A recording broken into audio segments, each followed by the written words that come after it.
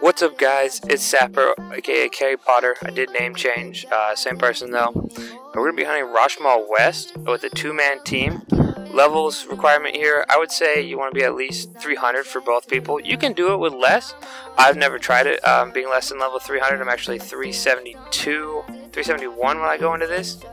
So as you can see, that's just the way that you go from Thighs. Say hi, Roshamuul. Walk up those stairs, go across the bridge, and you're here at the spawn. Once you're down in the spawn, you're going to want to head to the east. Your EK, I've never played the EK role here, but I know he goes down, lures it, and then just loops back around. You're going to this one-person square with another one-person square in front of you.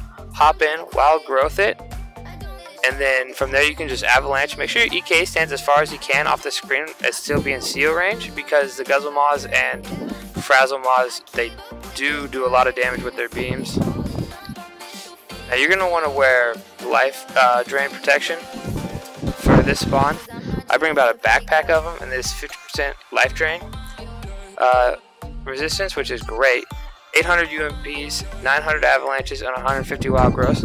That's gonna be more wild growths than you probably need. So but they're obviously not that heavy. And here you can see I kind of messed up there. These Frazzle Maws and everything, they stay on you really good, and same with Guzzle Maws. So it's hard to get the wild growths in there, and so your EK needs to be ready for that. And you can see the EK is almost off the screen, but he's still there, so I'm still able to see him. I just threw on a mana ring and went by because he was full surround. It's really not that big of a deal. You're only going to waste 2 or 3 extra mana potions. It's nothing to stress about. If you get 2 or 3 on you, then yeah, you're going to want to be worried.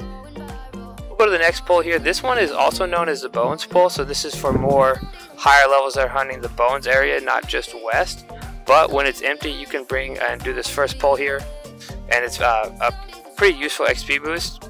Now that we're starting to kill some monsters, let's get into what we can loot here. You're going to have a boatload of these Nightmare Blades, Assassin Blades, Cluster of Solaces. These, you're going to have a lot of Silencer Claws as well, and Size. You're going to pick up a bunch of them. Everything in there is around 10k a piece, so it's pretty generic what you want to get.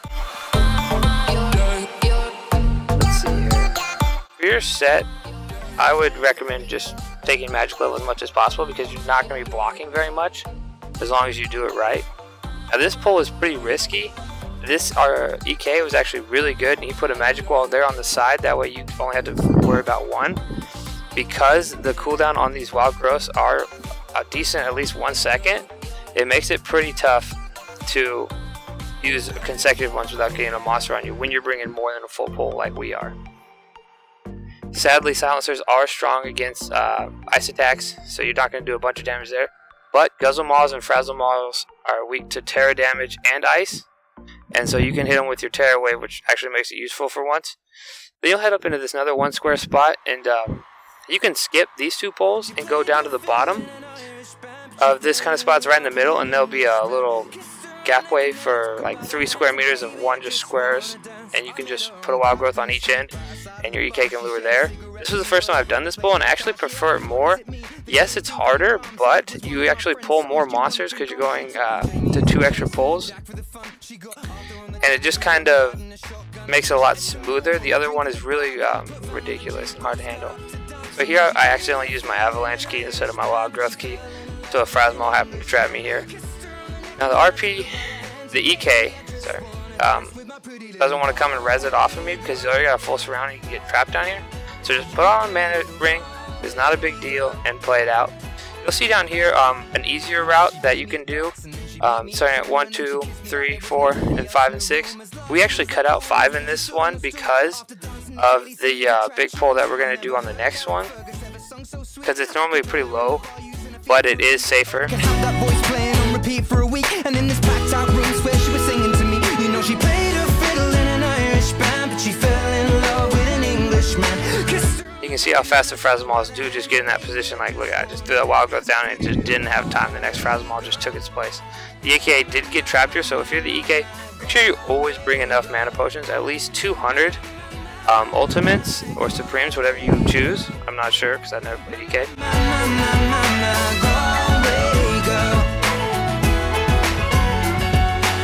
Yeah, and then you'll just wild growth like that. I don't use side steps because I'm playing on a laptop and I don't like to use wasp yet. I'm still used to the original OG tibia, and so I just use my arrow keys, and when I'm doing this, I'll just click on the map where my mark is, and it'll put me to the, I zoomed in enough on the map when I put the mark down, that'll take me to the exact square I need, and I can just have my wild growth key ready to go as soon as I pop into the spot. This one you actually don't need wild growth because it is only one diagonal square, so you can just mass res when you take a little bit of damage and then CO in between, as you can see here. That's pretty much the full spawn. This is the last pull. Then you'll just go north and then back to the east, and you'll make your way back to the first pull and start it all over again. Thanks for watching, guys. The experience here, I'm going to mention here, is about 2.1 kk with boost. Hope you guys liked it, and I hope to see you guys out there in the spawn.